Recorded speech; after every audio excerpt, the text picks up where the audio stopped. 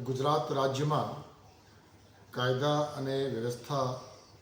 વધુ સુદૃઢ બને અને લોકોમાં શાંતિ અને સુરક્ષાની વધુ અનુભૂતિ થાય તે માટે ગુજરાત પોલીસ તરફથી એક હોલ ઓફ ગવર્મેન્ટ એપ્રોચના માધ્યમથી કડક કાર્યવાહી કરવાની એક રૂપરેખા તૈયાર કરવામાં આવી છે. ગુજરાત રાજ્યના દરેક પોલીસ સ્ટેશનને આજે વિડીયો કોન્ફરન્સના માધ્યમથી કે જે વિડીયો કોન્ફરન્સમાં તમામ પોલીસ કમિશનર, રેન્જ વડાઓ અને પોલીસ અધિક્ષકશ્રીઓ હાજર હતા ને સૂચના આપવામાં આવી છે કે આવતા 100 કલાકમાં ગુજરાત રાજ્યના દરેક પોલીસ સ્ટેશનમાં એક લિસ્ટ બનાવવામાં આવે અને એ લિસ્ટમાં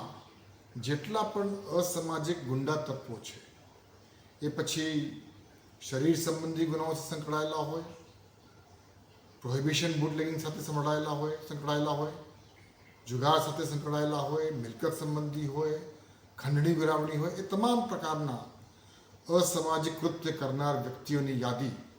દરેક પોલીસ સ્ટેશનમાં આવતા 100 કલાકમાં તૈયાર કરવા માટે સૂચના દરેકને આપવામાં આવી છે. 100 કલાકની અંદર આ લિસ્ટ તૈયાર થઈ ગયા પછી એ તમામ લોકો વિરુદ્ધમાં હોલ ઓફ ગવર્મેન્ટ એપ્રોચથી કડક શિક્ષાત્મક કાર્યવાહી કરવા માટેની પણ વ્યૂહરચના તૈયાર કરવામાં આવી છે. આવા અસામાજિક ગુંડા તત્વો જો કોઈ ગેરકાયદેસર બાંધકામ કર્યું હોય, સરકારી જમીન ઉપર એન્ક્રોચમેન્ટ કર્યું હોય, ગેરકાયદેસર વીજ કનેક્શન લીધા હોય, ભાડુઆતના નોટિફિકેશનનું પાલન નહીં કર્યું હોય, અગાઉ ગુનામાં પકડાયા હોય, જામીન મળી હોય, જામીન રદ ન થયા હોય તો જામીન રદ કરવા માટેની એ તમામ પ્રકારની અલગ અલગ પ્રકારની કાર્યવાહી પોલીસ એમની રીતે અને સ્થાનિક મ્યુનિસિપલ કોર્પોરેશન કે નગરપાલિકા કે ગ્રામ પંચાયતને સાથે રાખીને કડકમાં કડક પગલાં લેવા માટે આજે દરેકને સૂચના આપવામાં આવી છે. ગુજરાત પોલીસ કોઈપણ અસામાજિક કૃત્યને ખૂબ ગંભીરતાથી લે છે અને ખાસ કરીને એવા પ્રકારના બનાવો જ્યારે બની જાય છે કે જેના કારણે આમ જનતામાં એક ભયની લાગણી ફેલાય છે, તે ખૂબ ગંભીર બાબત બની જાય છે.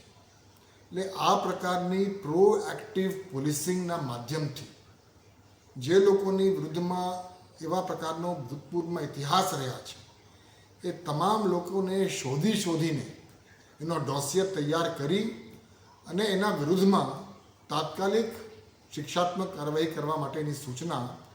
આજ રોજ વિડીયો કોન્ફરન્સના માધ્યમથી દરેક પોલીસ કમિશનર, દરેક રેન્જ વડા અને દરેક પોલીસ અધિક્ષકશ્રીઓને સૂચના આપવામાં આવી છે.